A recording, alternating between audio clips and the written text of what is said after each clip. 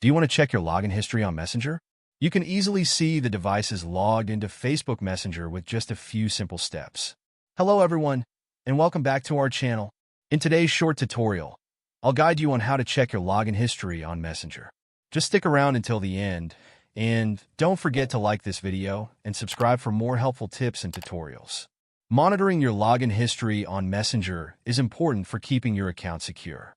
It gives you insights into who has accessed your account and when, helping you maintain the integrity of your Messenger experience. To check your login history on Messenger, first, open the Messenger app on your mobile device. Once you're in, head to your Messenger profile. Tap the three horizontal lines menu icon to access several options. Then, look for the settings icon and tap it to enter Messenger settings. Scroll down until you find the privacy and safety option. Tap on it to proceed. In the security section, you'll see end-to-end encrypted chats. Tap on that, then find and select security alerts to view your login history. Now, you should see the option for View All Logins. Tap on it, and you'll get a list of your recent login devices. This list will include details like the device name and the approximate login time. Take a moment to review the list carefully.